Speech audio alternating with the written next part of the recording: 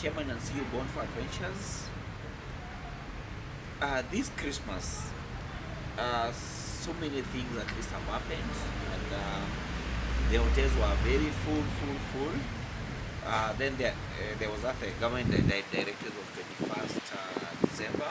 Most of our clients, good news is that most of our clients are fully vaccinated anyway. We talked, we put that notice to our clients, and most of them are fully vaccinated, so we might not be inconvenienced at all.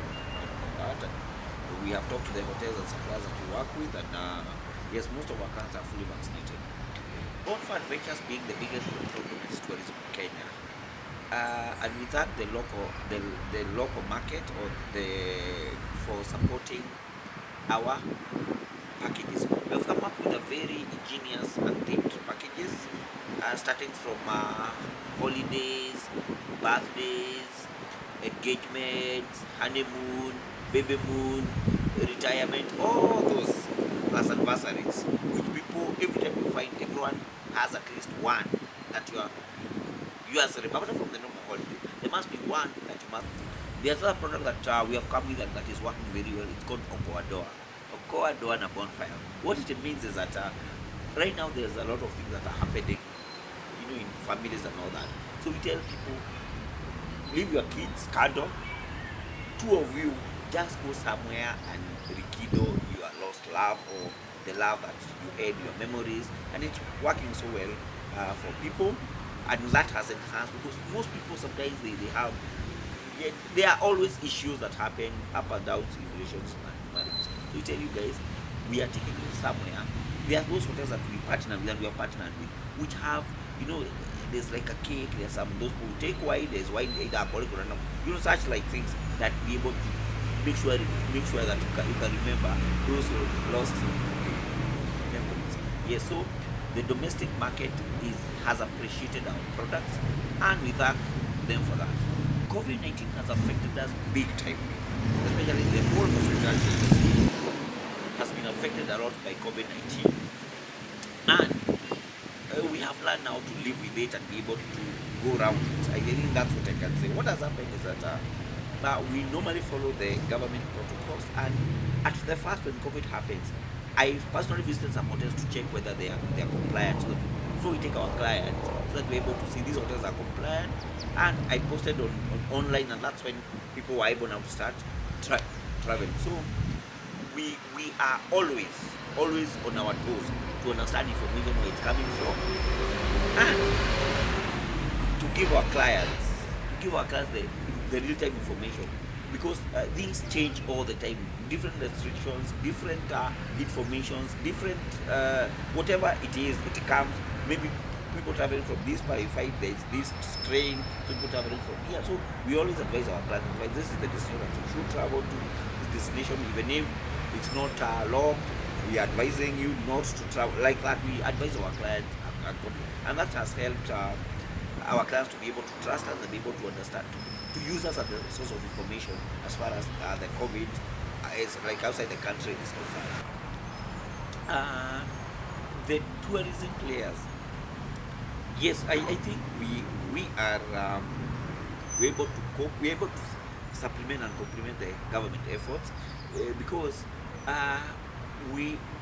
where we travel to, all we normally advise our clients on which hotels are compliant, which destinations you should be able to travel to, and just to be able to complete the government efforts to come. And when the government, before COVID, we used to have, our vehicles used to carry between 9, sometimes 9 seaters, but after COVID came, we did 7 seaters and maximum 8, and that is what we started with, 6, 7, and now we can even, the way it is that we cannot go to now to the big sorry, I can take that again. So yes, I think as most hotels and other private sectors, hospitality sectors, they have the water points, the sanitizers, all that, and I think that is one of what is helping.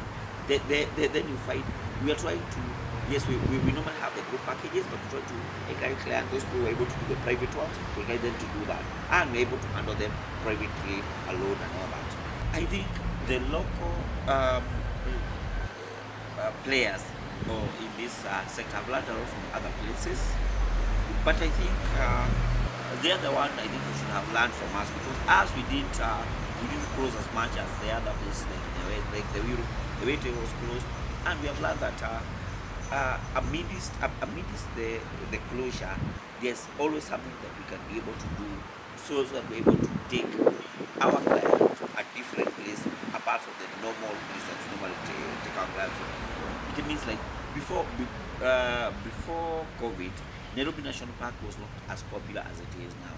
But when the session or people could not go to Nairobi, we started pushing our clients to Nairobi National Park. So it means that still there was that need to travel to Nairobi National Park, but people were not, because they were traveling to other places.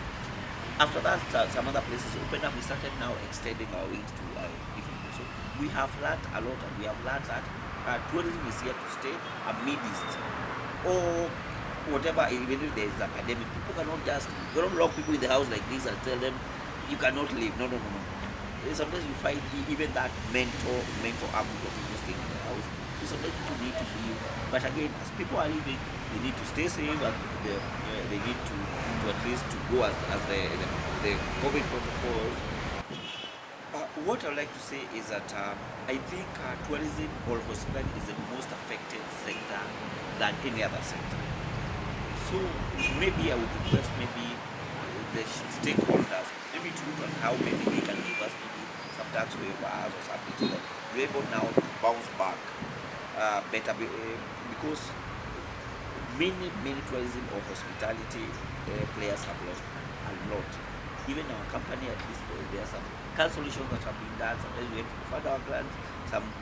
Some DMCs or some hotels abroad, the decision has still closed even now, and it's like it's going to 2 years, and that money is still held there, and there's nothing we can do about it.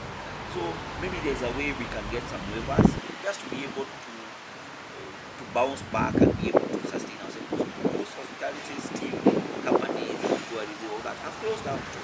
Yes. Yes, I would like this opportunity on behalf of Bonfire Ventures to wish our clients Merry Christmas and Happy New Year, that we honor in 2022.